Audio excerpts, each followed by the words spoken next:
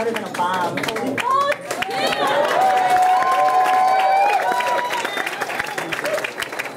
Thanks so much for sharing that, guys. So I'm Megan, and I think like many of the people in this room, I follow Dan Sinker on Twitter. And about a year ago, he just kind of did this retweet at me that said, "Look at this!" exclamation mark. And it was this contest that a publishing house in Toronto was having for short story collections. And so I'm having a book come out because I follow Dan Sinker on Twitter. And I think whether it's a very simple story like that, on how someone has been affected by the work he's done, or it's kind of some of the more complex stories like those of us who read Punk Planet and really needed that magazine at certain times in our life, or those of us who read self-stories, or maybe some of his students from Columbia College were here, or just those of us who really needed a good laugh as we read the Mary Manual feed. Anyway, we're grateful for your work. So here we go. After Wade Del Dallas put his fist in my eye on our third date, my dad went after him with a .375 Holland & Holland Magnum. Uncle Jack suggested that might be a little too much gun, seeing as the last thing it killed was a 1,400-pound bull moose. Every year, my dad and his brothers and all their sons, some 15 beefy, muscled Alaskan guys between the ages of 60 and 6, loaded up 2 weeks' worth of gear and disappeared into the mountains hunting moose, or caribou, or sheep, goat, elk, whatever had 4 legs to chase and a head to mount on the living room wall. I tried to imagine Wade's head mounted up there next to the moose, his big old ears sticking out, the taxiderm skin wind-whipped and ice-burned raw, his stupid blue eyes blank and glassy. Wade don't weigh more than 180, Jack told my dad, who was squatted on the carpet loading up his field pack. That H&H will spray his face straight backwards through his brain. Now, this is a pretty nasty image, especially for a 15-year-old girl in such a fragile emotional state. And my dad looked over to see if I'd lose it. What he saw was me on the couch, curled into a ball with a pack of frozen peas over my left eye, the same eye that 2 hours earlier had swallowed Wade's fist in a single gulp, knucklebone on skullbone, and everything went black. My dad turned to Jack then and said, "You see what he did to my girl?" His voice was quiet, the kind of calm that deep down points to crazy, my one and only girl. He stuck a 6-inch fixed blade into his backpack then, and a GPS, a 10x40 spotting scope, and a meat saw. "Besides," he said, "I'm not going to shoot him in the face. I'm going to shoot him in the lungs." In the lower 48, all of us kids are taught not to run into moving traffic, never talk to strangers, ask before you pet the dog. In Alaska, we're taught to shoot for the lungs. "Here," Jack would say, pounding the meat between his chest and his armpit. "You aim here for the lungs. A high shot will hit the spine and a low shot will hit the heart. Either way, you're golden."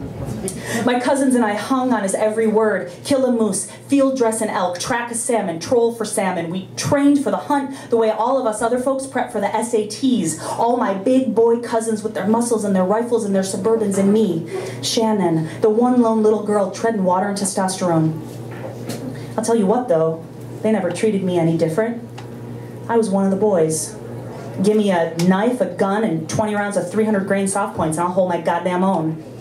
Dad'll say, "You see that?" pointing to the 12-point caribou mounted above the sofa. "My Shanny whacked that bastard when she was 8 years old, so don't give me none of that girls can't do horse shit. My girl put a bullet right through that bastard's lungs."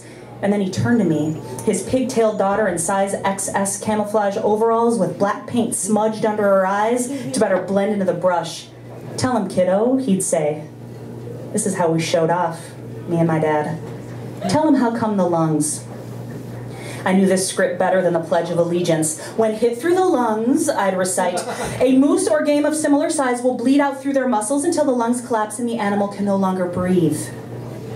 I'd seen this happen to every head up there on the living room wall, and now, sitting on that couch with Wade's fist pounding in the back of my brain, the entire left side of my face numb from the peas, my dad loading bullets into waterproof baggies, and my cousins all staring at me because for the first time ever in our lives, I wasn't one of them.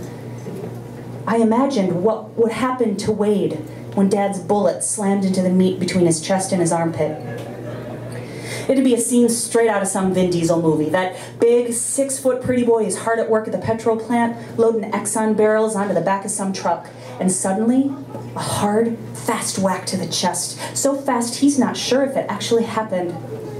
He opens his mouth to speak, but his breath is locked, so he can't get out the words, just 2 hollow gulps of air before his lungs soak red like a wet sponge, and slowly, blood seeps through the canvas of his coveralls.